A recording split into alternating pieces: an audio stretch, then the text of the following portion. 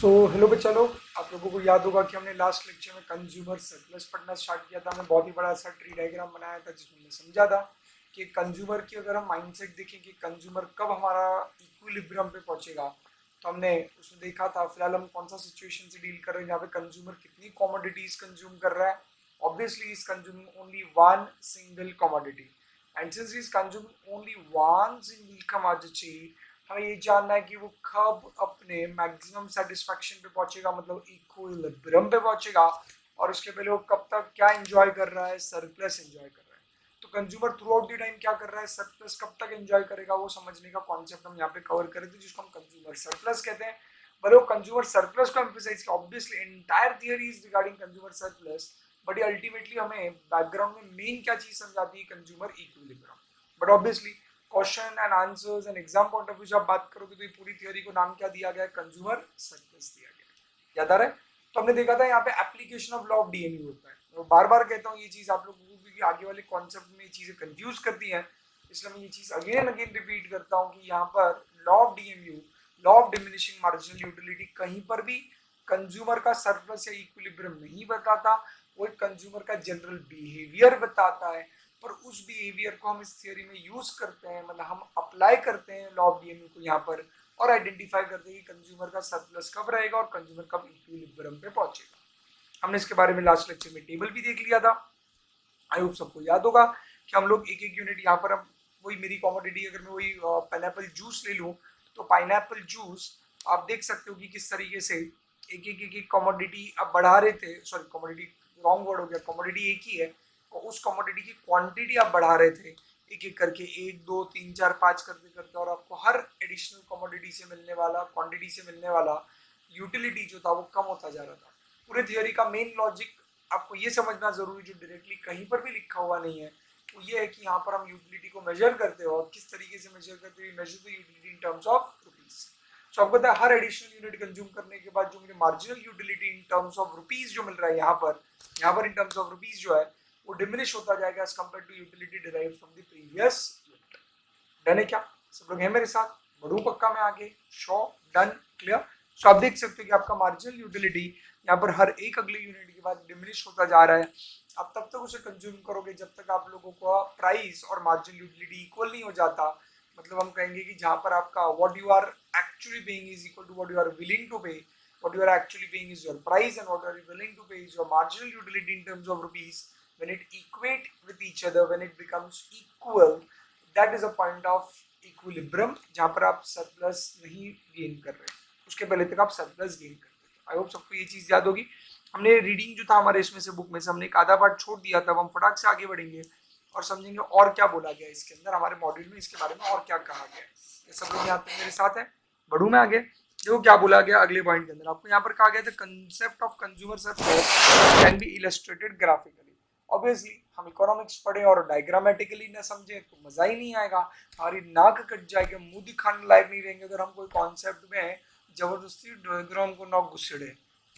ठीक है, सो यहाँ पर जब तक डायग्राम नहीं आएगा तब तक हमारा मन कैसे भरेगा? Economics without diagram is like Nashik without misal pav. तो वैसा हो जाएगा भाई, जैसे हमने नासिक के अंदर से अगर मिसल पाव निकाल दो तो कुछ बचेगा ही नहीं। वैसे ही अगर इकोनॉमिक्स के, माइक्रो इकोनॉमिक्स में से अगर आप डायग्राम्स हटा दे, ग्राफिकल रिप्रेजेंटेशन हटा दे, तो ना के बराबर है हमारा इकोनॉमिक्स। तो हमें हाउ से बहुत ज्यादा क्या कहते हैं उसको, ये सही बोला आपने, क्या अपने को कुतूहल है बहुत ज्यादा कि हर एक कॉन्सेप्ट को अपने को किसके साथ जोड़ना है, ग्राफिकली भी तो समझाना ही चाहिए। देखो हमें इकोनॉमिक्स, इन्होंने खुद ने इकोनॉमिक्स को इतना कॉम्प्लेक्स करके रखा है। हर इकोनॉमिक कॉन्सेप्ट को पहले थ्योरेटिकली समझाते हैं, फिर उस इकोनॉमिक कॉन्सेप्ट के बारे में उसका शेड्यूल बनाकर, टेबल जो बनाकर वैसे समझाते हैं, और फिर वापस उसको ग्राफ में समझाते हैं। इनको खुद को पता है कि तुम इतने गधे हो, मैं नहीं कह रहा, इनका कहना है कि आपको एक बार सेंटेंस नहीं समझेगा, इसलिए जानबूझ के सेंटेंस को वापस टेबल फॉर्म में एक्सप्लेन करते हैं, और वापस उसको जबरदस्ती ग्राफिकल फॉर्म में एक्सप्लेन करते हैं। तो तीन तीन बार एक एक चीज समझाई जाती है और बोलते हैं आप, और फिर उशारी मार के एकदम कॉलर टाइट करके देखो हमने प्रूफ करके दिखा कि हम जो कह रहे थे वो सही है। गधे कहीं का। खैर चल, अपन अपना फ्रस्ट्रेशन बाद में निकालेंगे, पहले डायग्राम को समझने की कोशिश करते हैं। The concept of consumer surplus can be illustrated graphically. Consider the figure 1.2. On x-axis, we measure the आपको था कोई भी डायग्रामेटिकल रिप्रेजेंटेशन का जब भी आप एक्सप्लेनेशन लिखते थे, इवन 12th में भी आपको जहाँ पे राइटिंग वाला पार्ट आता है वहाँ पे ये चीज़ बताई गई है कि आपको हमेशा बोलते वक्त शुरुआत यहीं से करनी कि एक्स एक्सेस पे क्या है और वाई एक्सेस पे क्या है।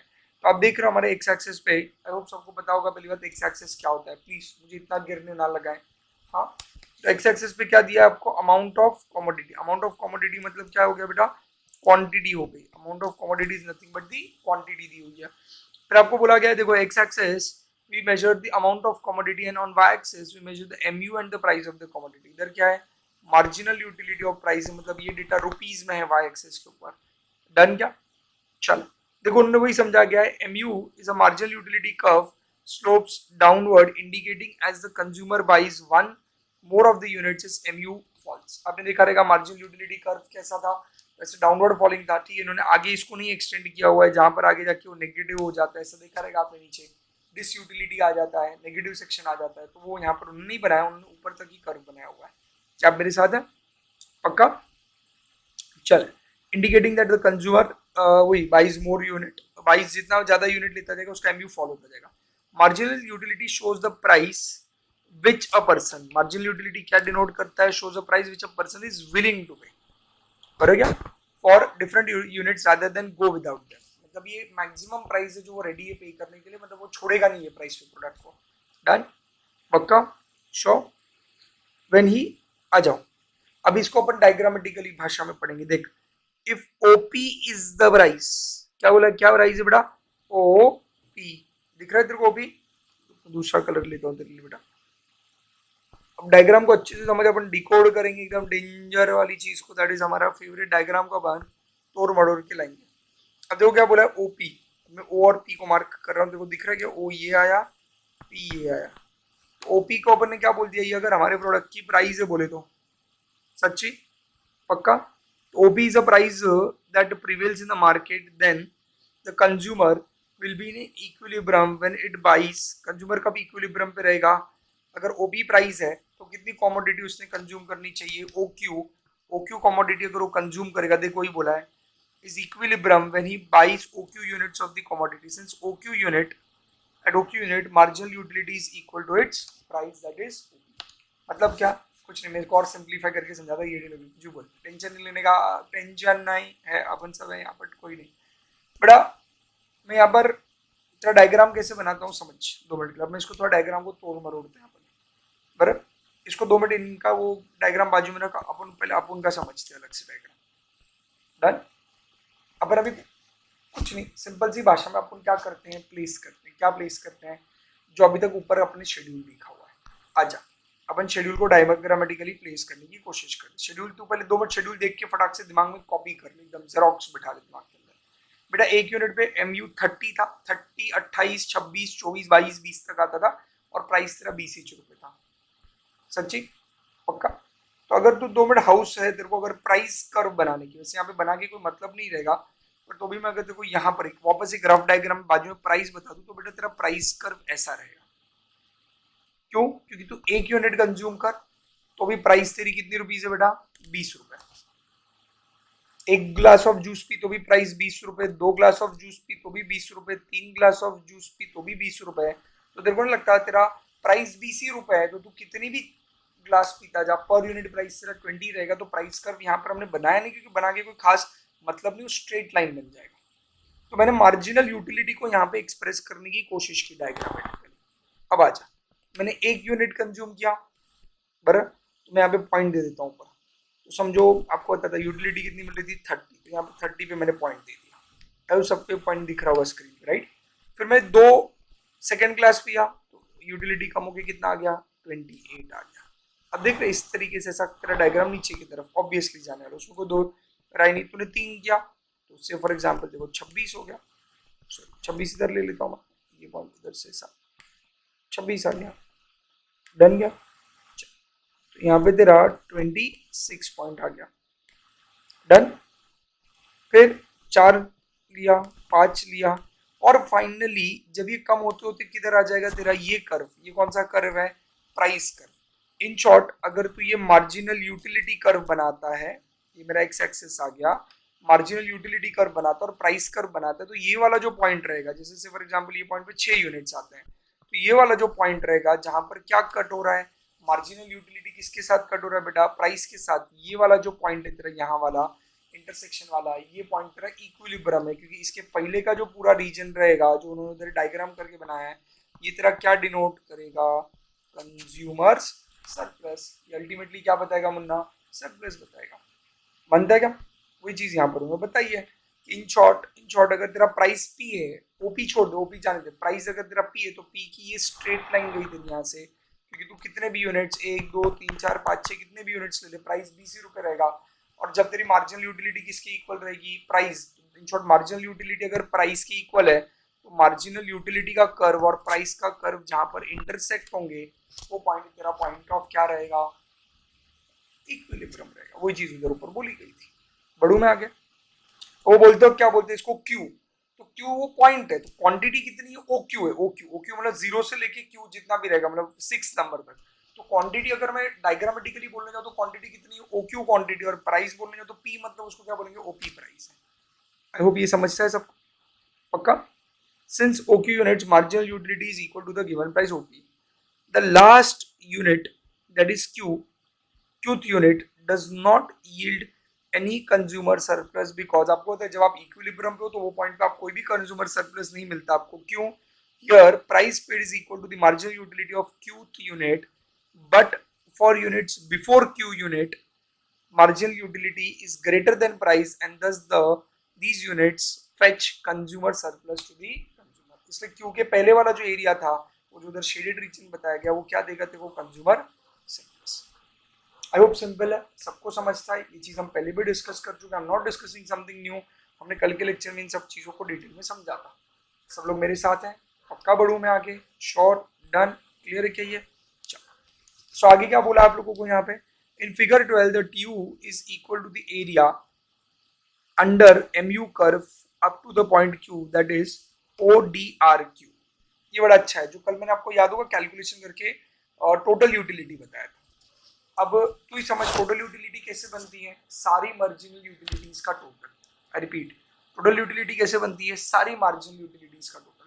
तो उन्होंने क्या बोला है, जो तेरा क्यू पॉइंट है, क्यू पॉइंट मतलब अपने लिए कितने यूनिट्स हो गए, 6th यूनिट का जो पॉइंट है, ये 0 यूनिट है। तो ये 1 यूनिट 2 यूनिट 3 यूनिट का यहाँ पर ऊपर से कर्व आ रहा है। तो उसने क्या बोला, OQRD, वापस आता हूँ देखो, उन्होंने बोला टोटल यूटिलिटी। टोटल यूटिलिटी मतलब क्या रहेगी, इसके अंदर का जो वैक्यूम क्रिएट होता है, मतलब जो क्वाड्रिलेटरल क्रिएट होगा वहां पे बीच का, देखो ODRQ। ODRQ मतलब वही OQRD, कहीं से भी आप घुमाओ, ओ ओ आजा, ODRQ,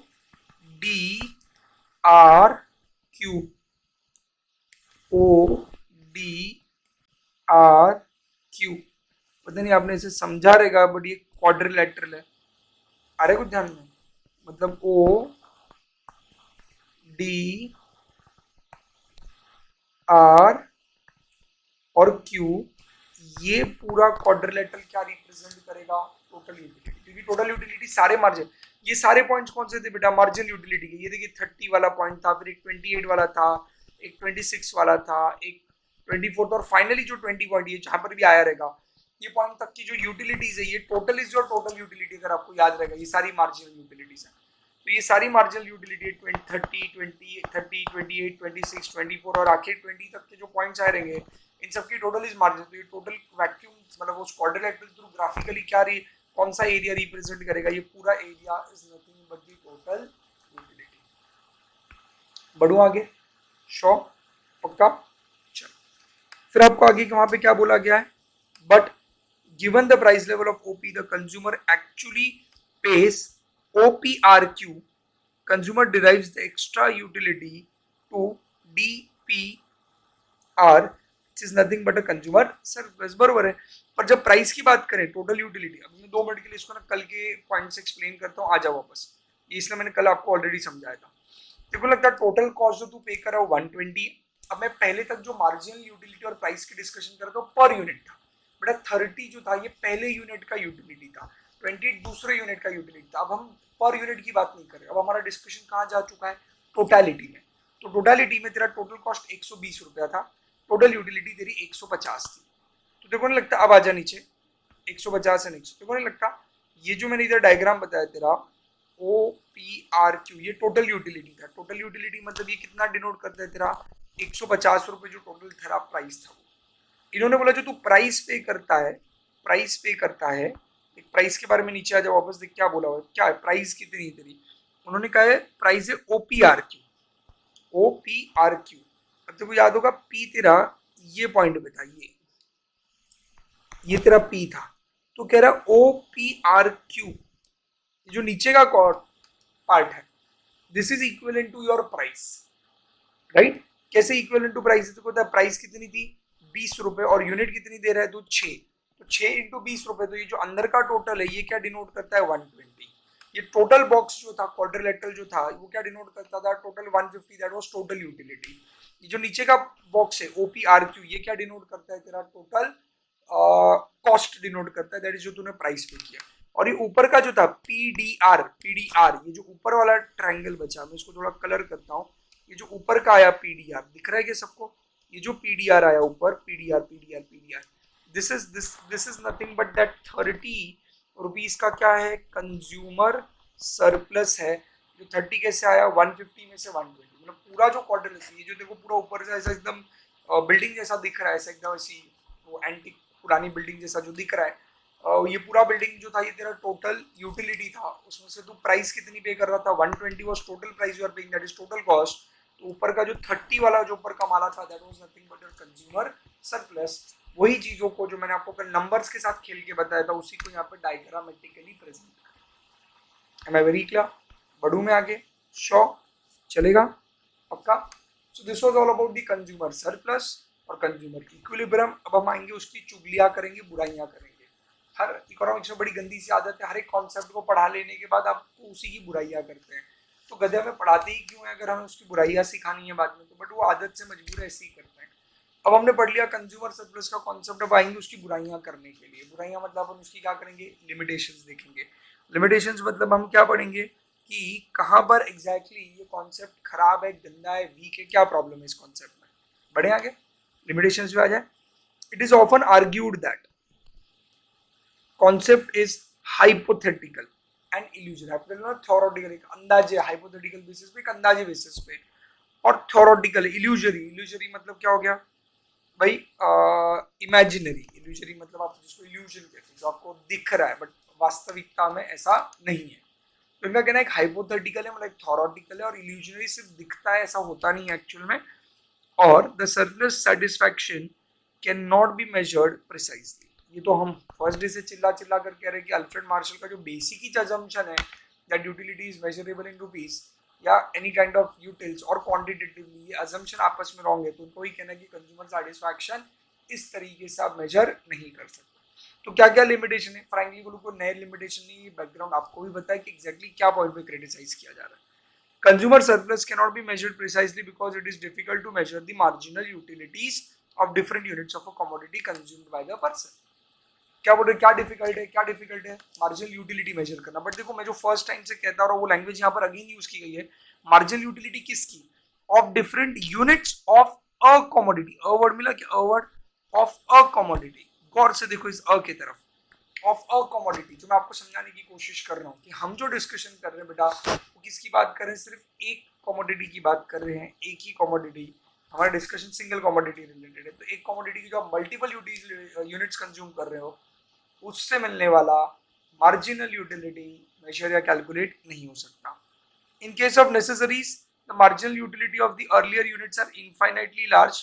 in such a case the consumer surplus is always infinite. ये बहुत इंपॉर्टेंट पॉइंट बता दिया। आप एक तरीके से बोल सकते हो एक तरीके का एक्सेप्शन है। आपने जो कंज्यूमर सरप्लस का कॉन्सेप्ट पढ़ा कि आप एक कंज्यूम करोगे, दूसरा करोगे, तीसरा करोगे, उसके बाद हर अगले वाले से यूटिलिटी मिलना कम होता जाएगा। But this is not applicable to necessary. जैसे फॉर एग्जाम्पल कोई डायबिटिक है, उसको इंसुलिन के इंजेक्शंस देने पड़ते हैं डायबिटिक पर्सन को कंसिस्टेंटली। तो अगर हम किसी भी डायबिटिक पर्सन को कंसिस्टेंटली इंजेक्शंस देने बैठ गए तो क्या प्रॉब्लम हो जाता है हमारे लिए। उसको तो चाहिए, वो उसको तो रेगुलर बेसिस पे चाहिए, उसकी तो लाइफ की बेसिक चीज है वो चीज। तो उसको एक इंजेक्शन देंगे, दूसरा देंगे, तो उसका यूटिलिटी कभी कम नहीं होने वाला, उसका यूटिलिटी हमेशा इनफाइनाइट रहेगा। क्योंकि उसको पता है अगर वो कंज्यूम नहीं करता तो मर जाएगा। तो उसको आपको लगता है वो चीजें इतनी इंपॉर्टेंट है। तो जो नेसेसिटीज और जो नेसेसरीज होती हैं उसके लिए शायद कंज्यूमर सरप्लस का ये जो हमने लॉजिक डिस्कस किया, जिस तरीके से हमने बात की कि आप प्राइस के साथ उसको कंपेयर करके देखोगे कि क्या सरप्लस है कि नहीं है, ये सारी चीज़ें शायद उन नेसेसरीज के लिए एप्लीकेबल नहीं है. Consumer surplus derived from a commodity is affected by the availability of the substitute. Again important point. आप बोल रहे थे कि भाई आपने एक पाइनएप्पल जूस का ग्लास पिया, मैंने पूछा बता बेटा कितना यूटिलिटी मिला, तो बोला सर 30. दूसरा पिया तो बोला 28. तीसरा पीने गया तो बोलता सर 15 यूटिलिटी मिला. क्यों? तो बोले सर पाइनएप्पल जूस से मन भर गया, बाजू में ना सामने मेरे को नींबू पानी दिख रहा है, 2 ग्लास पाइनएप्पल जूस पी लिया, मन कर रहा है मैं नींबू पानी पीऊँ. तो अगर सब्स्टिट्यूट्स अवेलेबल रहेंगे तेरे प्रोडक्ट के, पाइनएप्पल जूस को सामने शायद नींबू पानी was your substitute to it, तो तू सोचेगा कि ये क्यों लूँ मैं, तो तू अल्टरनेटिव की तरफ ध्यान देगा फिर उसकी जगह. अरे देन तो जब तेरे पास सब्स्टिट्यूट्स होते हैं तो शायद तेरी यूटिलिटी बहुत ड्रास्टिकली इम्पैक्ट कर दी है. और शायद हमने जो ऊपर हाइपोथेटिकल एक सिचुएशन देखा था कि जैसे जैसे एक एक ग्लास का जूस का ग्लास तू पीता जाएगा, मिलने वाला सेटिस्फैक्शन कम होता जाएगा, शायद वो प्रैक्टिकली होते हुए ना दिखे. डन, पक्का. Consumer surplus derive from commodity, ठीक है, इज अफेक्टेड. तो अपने 3 उसके लिमिटेशन देखे. पहले हमने ये देखा कि प्रिसाइजली आपकी मार्जिनल यूटिलिटी कैलकुलेट नहीं हो सकती. दूसरा हमने लिमिटेशन देखा कि काफ़ी बार नेसेसरीज के लिए जो मार्जिनल यूटिलिटीज वो इनफाइनाइट होती है, आप गिन नहीं सकते कितनी, आप मेजर ही नहीं कर सकते, इतनी ज़्यादा यूटिलिटी होती है उन चीज़ों के लिए. तीसरा पॉइंट हमने पढ़ा कि आपकी एमयूज जो होती हैं they are affected by the availability of substitutes. इसलिए ऑब्वियसली कंज्यूमर सरप्लस वेरी करेगा. There is no simple rule for deriving the utility scale of articles which are used for their prestige value, like example diamond. ये again दूसरा exception आप बोल सकते हो. तो आप देख सकते हो किसको एक्सेप्शन हो जाता है, मतलब आप रेंज समझ रहे हो. ये शायद आपकी किसको किसको नहीं एप्लीकेबल है, ये आपके नेसेसरीज को भी एप्लीकेबल नहीं है. और वो गुड्स जिसकी वैल्यू क्या है, प्रेस्टिजियस वैल्यू है, मतलब एकदम भारी वाले डायमंड वायमंड, उसके लिए भी ये रूल एप्लीकेबल नहीं हो सकता बहुत बार. क्यों? क्योंकि आपको पता है कि जो आपकी प्रेस्टिजियस गुड्स है उसमें एक डायमंड मिला, दूसरा मिला, तीसरा मिला, तो शायद आप उससे मेजर नहीं कर सकते कि आपकी यूटिलिटी कितनी मिल रही है और कम हो रही है, ऐसा भी ना हो काफ़ी जगह. डन, पक्का. चलो, consumer surplus can not B measured in terms of money because marginal utility of money changes as purchases are made and the consumer stock of money diminishes. Practically बोलें तो आप जैसा खर्चा करते जाते हो आपके पॉकेट से पैसा कम होता जाता है. पॉकेट से पैसा कम होता है तो आपको पैसों से मिलने वाली यूटिलिटी बेटा धीरे धीरे बढ़ती है. समझ रहे हो मैं क्या कह रहा हूँ? यहाँ पर प्रैक्टिकली अगर आप लाइफ में देखोगे तो खर्चा करने के बाद जैसे तेरी इनकम की लेवल कम होती है, जैसे छोटा सा एग्जाम्पल समझो, आप कल जाके जॉब पे लग गए, इंडिपेंडेंट बन गए, समझो पेरेंट के ऊपर आप डिपेंडेंट नहीं हो, आप आपकी कमाई शुरू करते हो. अभी नॉर्मली आज के जो मिलेनियल्स और टीनेजर्स है इसमें कॉमन प्रॉब्लम आ रहा है. जो यंगस्टर्स है जो आज बहुत जल्दी जॉब वगैरह पे लग जाते डिग्री लेके, उनमें कॉमन सिनेरियो देखने को मिलता है कि जब महीने की पहली तारीख आती है उसकी अकाउंट में सैलरी आ जाती है, इज़ वेरी हैप्पी, मस्त खर्चा करता जाता है, कंटिन्यूसली खर्चा करता जाता है. और खर्चा करने के बाद कंटिन्यूसली महीना भर में वो आखिर के 15-20 दिन में अपनी पूरी सैलरी खत्म कर देता है. अब आखिरी के 10 दिन जब बचते हैं या आखिरी के 5 दिन हफ्ता बचता है महीने का, तो शायद उसके पास बहुत कम पैसे बचते हैं. तो इनिशियल मंथ के शुरुआत में उसको शायद पैसों की वैल्यू नहीं रहेगी, वो बिंदास पैसे उड़ाएगा, बट महीनों के आखिरी दिनों में शायद वो पैसे संभाल संभाल के खर्चेगा, क्योंकि उसको पता है, क्या पता है कि अभी उसके पास पैसा नहीं रहा है. तो तेरे पास मनी का स्टॉक जैसे वेरी होता है, कभी ज़्यादा पैसे होते कभी कम पैसे होते, तो मुझे लगता पैसे की क्वांटिटी तेरे पास कितनी है ये भी एक बहुत ही इंपॉर्टेंट फैक्टर है जो डिटरमाइन करेगा कि तू किस तरीके से रिएक्ट करेगा, तेरे को उससे कितना सरप्लस मिल रहा है या यूटिलिटी कितनी मिल रही है, ये वेरी करते रहेगा. जैसे ये एग्जांपल जो मैंने लिया जूस पीने वाला, अगर महीने के शुरुआती दिनों में तो बोलेगा एक गिलास आने दे, दूसरा आने दे, तीसरा आने दे, कोई वादा नहीं, पगार हुई अपने, अपना बैंक बैलेंस तगड़ा पड़ा, अपने पास पैसा टेंशन नहीं. बट वही महीने के आखिरी दिनों में हम करेंगे जब ऑलरेडी तेरे पास पैसा नहीं है, तो प्यासा रहेगा तो शायद एक गिलास पिएगा, दूसरा पिएगा, तीसरा नहीं पिएगा, तो वो दो में से जितनी ज़्यादा यूटिलिटी मिल जाएगी तो बोलेगा नहीं बाबा और खर्चा क्यों करूँ, वैसे महीने का आखिरी टाइम चल रहा है, तंगी चल रही है, अपन बाद में आराम से पियेंगे. तो तेरा सोचने का नजरिया बदल जाता है डिपेंडिंग अपॉन तेरे पास कितना मनी है, ज़्यादा है कि कम है. ठीक लग रहा है? इसीलिए हमने एक अजम्पशन किया था, देखो आगे ब्रैकेट में वही कहा है, मार्शल अज्यूम्ड दैट, हमने पीछे भी देखा लॉ ऑफ डी में क्या अजम्पशन किया था, that MU of money remains constant. उसने ये अज्यूम करने के लिए हमें कहा है कि आप जब भी मेरी थियोरीज पढ़ रहे हो, मेरे लॉस पढ़ रहे हो, तो आपने ये अज्यूम कर लेने का कि आप लोगों के पास जो स्टॉक है मनी का वो लिमिटेड है, उतना ही फिक्स है, इसलिए उससे मिलने वाली आपको जो यूटिलिटी है वो भी कांस्टेंट है. तो आपका पैसों की तरफ देखने का जो नजरिया है, मनी की तरफ देखने का जो नजरिया वो चेंज नहीं हो रहा, ये हमारा बेसिक असम्पशन। डन, बढ़ जाऊं आगे, पक्का वाला श्योर। अगला एक्सेप्शन या आप बोल सकते हो लिमिटेशन ये दिया है, consumer surplus can not B measured in terms of money. ये तो आ गया, सॉरी माय मिस्टेक। अगला वाला 6 पे आते हैं। तो concept can be accepted only if it is assume that utility can be measured in terms of money और otherwise many modern economist believe it can not be done. वही चीज घुमा के वापस बोली गई है, सबका यही मानना है कि मार्शल ने जो ये पांचशट कॉन्सेप्ट दिया था, फालतू सा कॉन्सेप्ट दिया था, ये शायद रियल लाइफ में एप्लीकेबल नहीं है। डन, शो, बढ़ू में आगे। ये थे आपके लिमिटेशंस। आपको समझ में आ रहा है ये कोई बहुत बड़े लिमिटेशन नहीं थे, नॉर्मल था, हमें पता है ऑलरेडी। ये लिमिटेशंस हम लॉ ऑफ डीएमयू के ड्यूरेशन में डिस्कशन में देख चुके हैं। कुछ इन्होंने नया कुछ खास अपने को लिमिटेशन एज सच बताया नहीं। पक्का वाला, बढ़ू आगे, चल। उसके बाद आप देख सकते हो अगला जो पॉइंट आपको दिया गया है वहां पर, that is the concept of consumer surplus has important practical application. in short, अब तेरे को क्या पढ़ा रहे हैं, इसका importance। ये कितने गंदे लोग हैं। पहले क्या पढ़ाया, पहले इसकी चुगली की अपन ने, और अभी जब ये होता है ना सामने आ गया तो अपन उसकी तारीफ होगी, पुल बांध रहे हैं। तो पहले हमने इसकी चुगली की, गंदा कंसेप्ट, गंदा कंसेप्ट, गंदा। अब अपन बोलेंगे इसका इंपॉर्टेंस भी है और अपन उसकी तारीफें करेंगे। राइट राइट, चल। अब अपन थोड़ा लाड करते हैं, किसको लाड करेंगे अपन अभी, इंपॉर्टेंस को। तो अब क्या फायदा है कंज्यूमर सरप्लस का, तो आपको पता है consumer surplus is a measure of a welfare that people gain from consuming goods and services. It is very important that business firm to reflect on the amount of consumer surplus enjoyed by the different segments of their customers, because consumer who perceive large surplus are more likely to repeat their purchases. तो 2-3 points आते हैं इसके अंदर। पहला आता है कि इससे आप वेलफेयर मेजर करते हो, कंज्यूमर का कितनी भलाई हो रही है। कंज्यूमर जो हम बोलते हैं कि सोवर्जिनिटी होती है, कंज्यूमर राजा होता है मार्केट का, और राजा हमेशा मजे लेता है, मजे में रहता है वो। तो राजा के मजे कितने हो रहे हैं, हमारे कंज्यूमर का गेन कितना हो रहा है, वेलफेयर कितना हो रहा है, ये इस कॉन्सेप्ट से समझता है।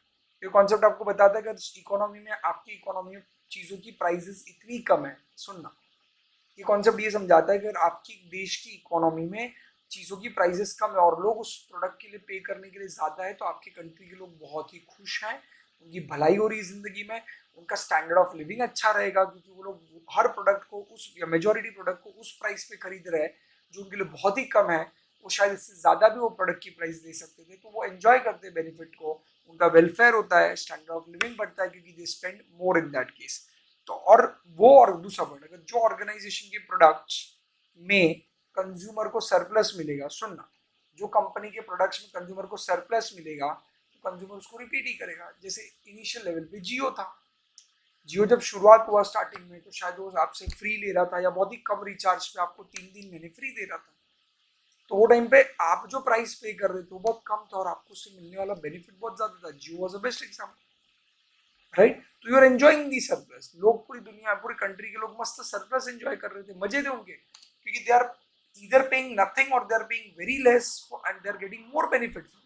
बट बाद में जियो अपनी लेवल पे आ गया, औकात पे आ गया बाद में, जब जियो ने अपने अच्छे प्राइसेस चार्ज करने चालू कर दिए, है ना, जियो ने जब बरोबर प्राइसेस चार्ज करने चालू कर दिए हम लोगों से, फिर अब हम लोग शायद वो सरप्लस एंजॉय नहीं करें, बट वो टाइम पे हम कर रहे थे सरप्लस एंजॉय। तो जब जियो हमें सरप्लस दे रहा था तो हर कोई उसको रिपीट करता गया, हर कोई उसे रिपीट, मतलब हर कोई उसका बेनिफिट लेता गया। डन, बढ़ू आगे, श्योर। तो उन्होंने वही बोला है कि जो कंपनी के कंज्यूमर या किसी भी प्रोडक्ट का कंज्यूमर अगर सरप्लस एंजॉय करता है, तो इट इज वेरी लाइकली कि वो प्रोडक्ट को क्या करेगा बेटा, रिपीट करेगा, वापस कंज्यूम करेगा। Understanding the nature and the extent of the surplus can help the business manager make better decisions about the setting price. अगर आपको क्या समझ में आ गया, अगर कोई भी इंसान नेचर और एक्सटेंट ऑफ सरप्लस समझ में, सरप्लस किस नेचर का है, मतलब वो नेसेसरी है नहीं है, उसका एक्सटेंट कितना है, आखिर कितना सरप्लस कर रहा है सामने वाला कंज्यूमर, ये किसको हेल्प करता है बेटा, बिजनेस मैनेजर्स, जो मैनेजमेंट में लोग बैठे हुए हैं ऑर्गेनाइजेशन के, कंपनी के, उनको हेल्प करता है क्या लेने में, डिसीजन क्या सेट करने के लिए, प्राइस। अब जब जियो ने सोचा कि भाई हम ऐसा प्राइस सेट करेंगे जिससे अभी कंज्यूमर का सरप्लस खत्म हो जाएगा, या हम ऐसा कोई प्राइस सेट करें जिससे कंज्यूमर शायद इक्विलिब्रियम पे आए और डेफिसिट पे ना जाए। जैसे फॉर एग्जाम्पल आप एक महीने का जो जियो का पैक वापरते थे जिसमें आपको मस्त 100 MBPS की स्पीड मिलती थी, 8 GB डेली मिलता था, ये जो सारे बेनिफिट्स हैं, ये बेनिफिट्स के लिए से for example you are ready to pay 300 rupees per month. For example जियो आपको दे रहा था सिर्फ for example 99 rupees per month, 100 rupees per month, तो you are enjoying surplus आपका वेलफेयर हो रहा था। जो पहला पॉइंट बता दिया, ये इंपॉर्टेंस ये कॉन्सेप्ट का, ये फायदा ये कॉन्सेप्ट का कि हमें ये कॉन्सेप्ट ये बताता है कि आखिर कंज्यूमर कितना बेनिफिट ले रहा है, कितना सरप्लस एंजॉय। तो लोग बड़े खुश थे, सिर्फ 100 रुपए का समझो रिचार्ज मारा और मस्त मस्त अपने को नेट मिल रहा है काफी टाइम तक। क्यों नहीं, मैं मंथली बेसिस का एग्जांपल है, मुझे पता है जियो के काफी ऑफर्स 3 मंथली बेसिस पे चलते हैं, बट मैं मंथली का डिस्कशन कर रहा हूँ आपके साथ। तो लोग बड़े खुश थे, they are enjoying monthly basis पे आराम से थोड़ा थोड़ा रिचार्ज करके they are getting the good benefit. अब जब जियो के मैनेजमेंट बैठा और बोला कि भाई बहुत हो गई समाज सेवा, अब अपन जेब भरेंगे, अब अपन कमाएगा, बहुत हो गई समाज सेवा, बहुत हो गया मार्केटिंग, बहुत हो गया फुकट फुकट देना, अब समय आ चुका है कि हम ईमानदारी से हमारे प्रोडक्ट की प्राइस बढ़ाएं।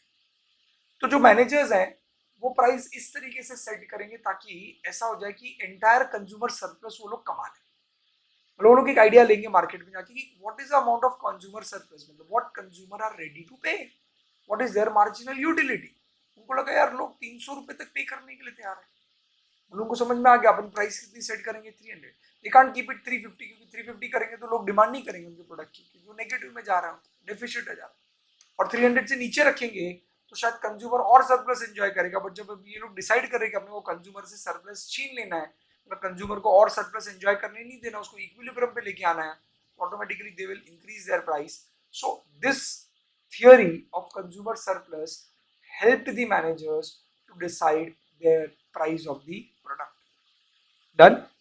If a business can identify the group of consumer with different elasticity of demand within their market and the market segment which are willing and able to pay the higher prices for the same product, firm can profitably use the price discrimination. ये word को पकड़ के रखना, ये आगे मैं समझाऊंगा। Price discrimination को सिंपल भाषा में बताऊं तो इसके ऊपर है आगे पूरा थियोरी है, डोंट वरी, इसके ऊपर भी ग्राफ है आगे समझाने के लिए। प्राइस डिस्क्रिमिनेशन बहुत इंपॉर्टेंट कॉन्सेप्ट है जो अपन आगे डिटेल में पढ़ने वाले हैं। और शॉर्ट में आपको मैं बता दूं तो व्हाट इज प्राइस डिस्क्रिमिनेशन, जहाँ पे आप प्रोडक्ट की प्राइस जो चार्ज करते हो वो अलग अलग कंज्यूमर से अलग अलग प्राइस चार्ज करते हो।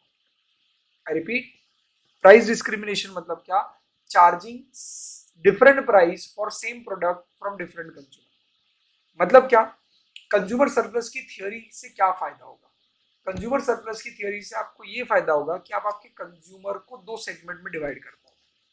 एक को मैं बोल सकता हूँ अपर क्लास, एक को बोल सकता हूँ लोअर क्लास।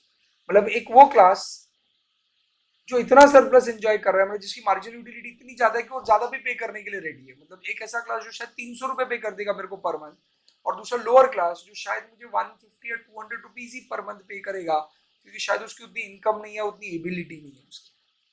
तो दिस विल हेल्प मी कि मैं एक कैटेगरी जो मुझे पता है ज्यादा प्राइस पे करने के लिए तैयार है उनको शायद ज्यादा प्राइस पे बेचूंगा, और जो कम प्राइस पे करने के लिए तैयार है उनको कम प्राइस पे बेचूंगा। इसको बोला जाता है प्राइस डिस्क्रिमिनेशन। अब तेरे मन में डेफिनेटली सवाल आएगा, सर ये कैसा पॉसिबल है, सेम प्रोडक्ट के लिए लोग अलग अलग प्राइस क्यों देंगे। तो मैं तेरे को सच्ची बताऊं, होता है बहुत जगहों पे। नॉर्मली प्राइस डिस्क्रिमिनेशन वर्ड सुनकर हमारे मन में नेगेटिविटी आता है, हमें लगता है जो भी पर्सन प्राइस डिस्क्रिमिनेशन करता है वो गंदा होता है, पर ऐसा नहीं है। एक छोटा सा एग्जांपल दूं प्राइस डिस्क्रिमिनेशन का, आपका बेस्ट एग्जांपल आप देख सकते हो इंडियन रेलवेज। आप जब इंडियन रेलवे थ्रू ट्रैवल करते हो तो जो सीट आपको मिलती है, अगर वो सीनियर सिटीजन है तो उसको कम रेट पे मिलेगी, हैंडीकैप्ड है तो उसको कम रेट पे मिलेगी, बट आपको वो सीट ज्यादा रेट पे मिलेगी। तो ये प्राइस डिस्क्रिमिनेशन हो रहा है सेम प्रोडक्ट के लिए अलग अलग लोगों से। तो शायद सीनियर सिटीजन के लिए टिकट का फेयर 400 रुपीज रहेगा, तो हमारे लिए शायद 550 रहेगा, हमें ज्यादा पे करना पड़ेगा, सीनियर सिटीजन को कम पे करना पड़ेगा। कुछ समझ में आ रहा है। पर सीट क्या उसको अलग मिलेगी, अपने को अलग मिलेगी? नहीं, प्रोडक्ट दोनों को सेम दिया जा रहा है। So that was the logic of price discrimination, where in same product is being sold to different consumers at a different prices. दूसरा एग्जांपल आप ले सकते हो प्राइस डिस्क्रिमिनेशन के अंदर, इलेक्ट्रिसिटी। भाई ये इलेक्ट्रिसिटी जो आप घर पे मिलती है और यही इलेक्ट्रिसिटी जो आपको कमर्शियल प्लेसेस में मिलती है, आपको पता होगा घर पे इलेक्ट्रिसिटी का रेट कम होता है, और वही business places, factories, MIDCs areas के अंदर या कमर्शियल बिल्डिंग्स के अंदर जो आपको इलेक्ट्रिसिटी का रेट चार्ज किया जाता है वो ज्यादा किया जाता है। अरे देन प्राइस डिस्क्रिमिनेशन हर जगह पे होता है, कोई बहुत बड़ी बात नहीं है, इसको अपन डिटेल में आगे पढ़ेंगे। बट द मुद्दा इज कंज्यूमर सरप्लस का थियोरी हमें हेल्प करेगा कंज्यूमर्स को दो ग्रुप में बांटने के लिए, और फिर हम दोनों ग्रुप को अलग अलग प्राइस चार्ज करेंगे, जिसको प्राइस डिस्क्रिमिनेशन कहा जाता है। इन शॉर्ट प्राइस डिस्क्रिमिनेशन का बेसिक जो है वो कंज्यूमर सरप्लस से शुरू होता है। तो हमने अभी तक पढ़ा कंज्यूमर सरप्लस कहाँ काम आता है, तो हमने पहले पढ़ा कंज्यूमर सरप्लस का कहाँ इंपॉर्टेंस है, वेलफेयर समझने के लिए, लोगों को कंज्यूमर कितना बेनिफिट ले रहे हैं ये समझने के लिए। दूसरा हमने पढ़ा दूसरा क्या काम आता है आप लोगों को, बिजनेस मैनेजमेंट को हेल्प करता है प्राइस सेट करने के लिए। तीसरा हमने पढ़ा कहाँ काम आता है आप लोगों को, बराबर, तो प्राइस सेट करने के अंदर ही हमने पढ़ा कि प्राइस सेट करके प्राइस डिस्क्रिमिनेशन, प्राइस डिस्क्रिमिनेशन उसका ही पार्ट है, टेक्निकली वो एक अलग पॉइंट भी आप कह सकते हैं। अभी बुक वाइज थर्ड पॉइंट पे आता हूं मैं। Large scale investment decision involves the cost benefit analysis which take into account the extent of consumer surplus which the projects में। कुछ नहीं, अब आपको हर जगह पे कंज्यूमर सरप्लस की लिंक लगा के देंगे और कुछ नहीं। आपको क्या बोला है, अगर कोई लार्ज स्केल इन्वेस्टमेंट डिसीजन कर रहा है, मतलब कंपनी सोच रही है अपने को कोई नया प्रोडक्ट चालू करने का, तो अभी नया प्रोडक्ट चालू करेंगे तो उसका प्रोडक्शन से सब जीरो से स्टार्ट होगा, तो इसके लिए बहुत ज्यादा पैसा लगेगा, लार्ज इन्वेस्टमेंट लगेगी, शायद आप नई फैक्ट्री सेटअप करोगे वगैरह वगैरह वगैरह, राइट। तो सब आपको नया कुछ स्टार्ट करना पड़ेगा जीरो से। तो लार्ज स्केल अगर इन्वेस्टमेंट कहीं पे करनी है, बहुत बड़ा पैसा अगर कहीं पे लगाना है, तो ऑब्वियसली एक एनालिसिस किया जाता है जिसको हम सीबीए नाम देते हैं। सीबीए मतलब क्या बेटा, जिंदगी में जब भी तू बड़ा पैसा लगाएगा तो तू ये करेगा, हमेशा करेगा, इसको क्या कहा जाता है, सीबीए। सीबीए मतलब क्या, कॉस्ट बेनिफिट एनालिसिस। बेटा जो सीबीए करेगा मतलब क्या, बोलना, सीबीए कॉस्ट बेनिफिट नाम से ही देखो समझ में आ रहा है। तो ये सोचेगा कि मैं इतना पैसा तो लगा तो रहा हूँ उसके अंदर, बट उसमें से जो मुझे कॉस्ट लग रहा है और फ्यूचर में जो मुझे उससे बेनिफिट्स मिलेगा, क्या वो बेनिफिट मेरे कॉस्ट को मीटअप कर पाएगा। जैसे मैं कल जाकर सोचता हूँ कि मैं फैक्ट्री डालूंगा और फैक्ट्री में मैं क्या करूंगा, भाई समझो मिनरल वाटर की फैक्ट्री डालता हूँ, तो मैं एक मिनरल वाटर की बॉटल बनाऊंगा, उसको समझो 5 रुपए में बेचूंगा, तो कल जाके उसमें से मुझे कितना बेनिफिट मिलेगा। तो क्या वो मेरा बेनिफिट, मैं जो पैसा लगाऊंगा वो बिजनेस स्टार्ट करने के लिए, वो प्रोडक्ट बनाने के लिए, वो रिकवर करके देगा कि नहीं देगा, परवड़ेगा कि नहीं परवड़ेगा, इसको कॉस्ट बेनिफिट एनालिसिस किया जाता है। कॉस्ट बेनिफिट एनालिसिस करते वक्त भी कंज्यूमर सरप्लस काम आता है, क्योंकि आप जब प्रोडक्ट बेचोगे तो आप देखोगे कि मार्केट में ये प्रोडक्ट का कंज्यूमर को कितना बेनिफिट हो रहा है, राइट। क्योंकि कंज्यूमर को जितना बेनिफिट होगा, आपको नहीं लगता कंज्यूमर को जितना सरप्लस मिलेगा वो चीज़ को वापस रिपीट करेगा। देखो हमने पहले पॉइंट में वही पढ़ा था कि कंज्यूमर को जितना ज़्यादा सरप्लस मिलेगा वो प्रेफर करेगा कि वही प्रोडक्ट वो बार बार लेता जाए कहीं ना कहीं, इजंट इट सो। तो सिंस उसको उसमें सरप्लस दिखेगा, वो उसका you can say that demand again and again करेगा, उसका कंजम्पशन रिपीट करेगा, बिजनेस का उतना सेल बढ़ेगा और प्रॉफिट होगा। इसलिए कॉस्ट बेनिफिट एनालिसिस करते वक्त आप बेनिफिट जब देख रहे हो कि ठीक है आज मैं 10 करोड़ रुपए डाल के शायद वो प्रोडक्शन करूंगा, वो प्रोडक्ट का, वो बिजनेस स्टार्ट करूंगा, तो उस प्रोडक्ट को आगे बेच के जब कंज्यूमर उससे खरीदेगा तो उसको जो उससे मिलने वाला बेनिफिट है वो अगर ज़्यादा रहेगा, तो ऑब्वियसली उसका सरप्लस अगर ज़्यादा रहेगा तो रिपीट करेगा हमारा प्रोडक्ट, और ऑटोमेटिकली हमारा एक्चुअल बेनिफिट कितना हो सकता है ये कहीं ना कहीं एस्टिमेट हम कर पाएंगे अगर हम कंज्यूमर सरप्लस कैलकुलेट कर रहे हैं। डन। अगला पॉइंट क्या बोला था उसके अंदर आप लोगों को, आगे सब लोग शो बढ़ू में आगे चले। Knowledge of the consumer surplus is also important. वापस कंज्यूमर सरप्लस का नॉलेज होना कहाँ काम का है आपके लिए, when a firm consider raising it's product price. हमने ऊपर ये पढ़ा कि प्रोडक्ट की प्राइस सेट करते वक्त आपको कंज्यूमर सरप्लस का कॉन्सेप्ट काम आता है। अब यहाँ पे पढ़ रहे हैं तूने बेटा प्राइस सेट कर लिया, अब तू प्राइस बढ़ाने की सोच रहा है, राइट। तो अगर तो कोई भी प्रोडक्ट का प्राइस, जैसे आपके पेट्रोल डीजल्स हो गए, इनके प्राइस अगर बढ़ते हैं काफ़ी बार, तो आपको ये समझना पड़ता है कि अगर आपको इसकी प्राइस बढ़ाना चाहते हो, बराबर, तो आपको ये जानना जरूरी कि ऑलरेडी कंज्यूमर सरप्लस एंजॉय कर रहा है कि नहीं कर रहा। अगर आज आपका प्रोडक्ट का प्राइस 20 रुपये है बट कंज्यूमर मार्जिनल यूटिलिटी पे करने के लिए से फॉर एग्जांपल 30 रेडी है, आई रिपीट आपकी प्राइस 20 है, उसकी MU 30 है, तो सरप्लस एंजॉय कर रहे हैं 10 रुपये का, तो आपको लगता जो कंज्यूमर सरप्लस एंजॉय कर रहा है, कंज्यूमर सरप्लस एंजॉय कर रहा है 10 रुपये का, तो आपके पास 10 रुपये का स्कोप है बढ़ाने का। अगर आप 20 के प्राइस को मैक्सिमम कहाँ तक बढ़ा सकते हो 30, तो ये इक्वल हो जाएगा, तो फिर वो सरप्लस उसका जीरो हो जाएगा, वो इक्विलिब्रियम पे आ जाएगा, तो आप शायद उधर तक लेकर जाओ कहीं पर। तो आपको एक एरिया समझ में आता है कि अगर आप बढ़ाना भी चाहते हो तो आप कितने अमाउंट तक आपके प्रोडक्ट की प्राइस बढ़ा सकते हो, अगर आपको किसका नॉलेज होगा, कंज्यूमर सरप्लस का। Consumers who enjoy only a small amount of surplus, अगर सरप्लस बहुत कम है, may no longer be willing to buy the product at a higher price. Firms having such Firms making such decision should expect to make a fewer sales if they increase the price. तो अगर आप फिर भी price बढ़ाना चाहते हो बढ़ाओ, but आप मेंटली प्रिपेयर रहना कि आपका क्वांटिटी सेल्स कम हो जाएगा, क्योंकि लोग जो कम सरप्लस पे जी रहे थे वो शायद आपके प्रोडक्ट को खरीदना बंद करें। आपको एक पॉइंट समझ में आ रहा है कि consumer surplus person to person vary हो सकता है, category of consumer to consumer vary कर सकता है। जैसे एम्प्लॉय क्लास का कंज्यूमर सरप्लस अलग हो सकता है, बिजनेस क्लास का अलग हो सकता है, इज इट, लेबर क्लास का अलग हो सकता है। मेल लोगों का कंज्यूमर सरप्लस कुछ प्रोडक्ट्स के लिए अलग रहेगा, फीमेल का कुछ प्रोडक्ट्स के लिए अलग रहेगा। तो अलग अलग कैटेगरी ऑफ लोगों का कंज्यूमर सरप्लस वेरी करता है, और वो वेरी अलग अलग ही स्टडी करने की हम यहाँ पे पढ़ रहे हैं कि अगर आपको कंज्यूमर सरप्लस का नॉलेज रहेगा तो उसका क्या इंपॉर्टेंस है, वो कहाँ आपको यूज़ हो पाएगा, उसका कहाँ बेनिफिट मिलने वाला है। डन, बढ़ूँ मैं आगे, श्योर। और अगले पॉइंट पे आते हैं, दैट इज लास्ट पॉइंट है कंज्यूमर सरप्लस और कहाँ काम आता है आखिरी में, किसको गाइड करता है, हमारी निर्मला आंटी को, दैट इज हमारे कौन, फाइनेंस मिनिस्टर को। फाइनेंस मिनिस्टर बैठे बैठे क्यों इंटरेस्टेड है आपके और मेरे कंज्यूमर सरप्लस जानने में, आखिर फाइनेंस मिनिस्टर राइट, अगर वो खुद कांदा ऑनियन नहीं खाते तो उनको कैसे पता कि हमें ऑनियन से कितना कंज्यूमर सरप्लस मिल रहा है, राइट। सो फाइनेंस मिनिस्टर भी इंटरेस्टेड है जानने में कि कौन से कैटेगरी ऑफ लोग हैं, कौन से प्रोडक्ट के लिए लोगों का कंज्यूमर सरप्लस कितना है। क्यों ये जानने में इंटरेस्टेड, आपको भी पता है, when they decide on the products on which taxes, आ गए अब मतलब की बात में, यस। तो जब फाइनेंस मिनिस्टर क्या करना चाहता है, डिसाइड करना चाहता है कि कौन से प्रोडक्ट पे, देखो क्लियर कट बोला है, क्या डिसाइड करना चाहता है, वो ये डिसाइड करना चाहता है दैट ऑन दी प्रोडक्ट्स, कौन से प्रोडक्ट्स पे tax have to be imposed, impose करना मतलब चार्ज करना, कौन से प्रोडक्ट पे टैक्स लगाना है, and extend to which a commodity tax has to be raised, मतलब किसी प्रोडक्ट पे पहली बार इम्पोज्ड बोला, इम्पोज्ड मतलब फर्स्ट टाइम टैक्स लगाना है, मतलब आज से पहले कभी टैक्स था क्या, नहीं था।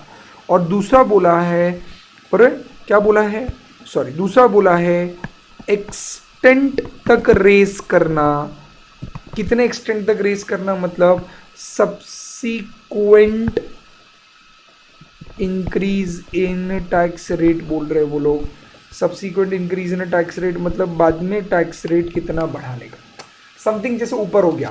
देखो ऊपर वाले पॉइंट में, पहले वाले पॉइंट में बोला था कि प्रोडक्ट की प्राइस डिसाइड करने में हेल्प करेगा, जैसे सेकंड थर्ड पॉइंट में था। फिर अभी वाले पॉइंट में बोला प्रोडक्ट के रिगार्डिंग प्राइस तो डिसाइड करने में तो कंज्यूमर सरप्लस काम आता ही है, बट उस डिसाइडेड प्राइस को अगर कल जाके इंक्रीज करना है तो वो करते वक्त भी कंज्यूमर सरप्लस काम आता है।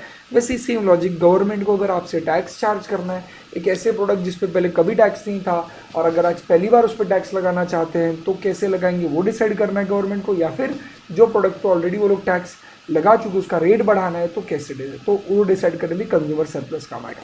जैसे इससे रिलेटेड आपको रीसेंट एग्जांपल दूँ तो आपके फेवरेट मोबाइल फ़ोन्स, सबको पता है कि मोबाइल फ़ोन्स पे जो जीएसटी था, जीएसटी का रेट वो पहले 12% था, 12%, बट गवर्नमेंट ने वो हटा के 18% कर दिया।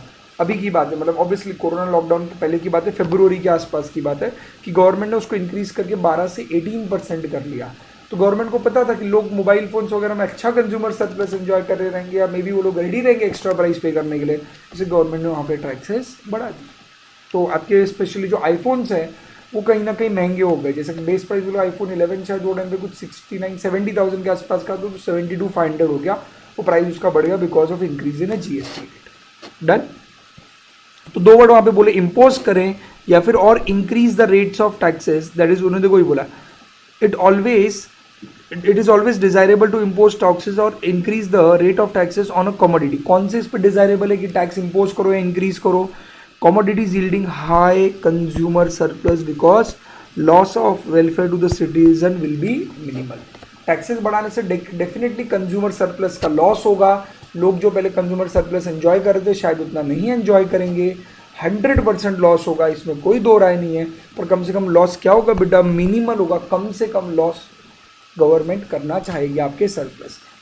सो एक ओवरव्यू आ गया, what do you exactly mean by consumer surplus, और उसकी पूरी थ्योरी आ गई। अगला कंसेप्ट जो होता है वो इंडिफरेंस कर्व एनालिसिस चालू होगा, बट कल के लेक्चर में मैं वो ट्री डायग्राम में एक जो मेरा पॉइंट है law of equi marginal utility, वो जो एडिशनल में मसाला पूरी आपको देने वाला हूँ वो कंप्लीट करके हम नेक्स्ट लेक्चर में सबसे इंपॉर्टेंट इस चैप्टर का सबसे इंपॉर्टेंट पार्ट शुरू करेंगे, इस यूनिट का राइजर सॉरी इंडिफरेंस कर्व पे हम आएंगे। डन। आई होप इधर तक का एक कंज्यूमर सरप्लस पूरा बैकग्राउंड क्लियर है सबको। डन। आज के लिए हम यहीं पे रुकेंगे। कल के लेक्चर में हम आगे कंटिन्यू करेंगे। तब तक के लिए have a nice time, be safe, be at home, take care of yourself and your family and around. आपके आसपास जो भी लोग हैं उनके अच्छे से ध्यान रखें, जिम्मेदार सिटीजन बने, take care of yourself and everything, be good with others, you'll definitely get good in return. God is great. Take care. Bye bye.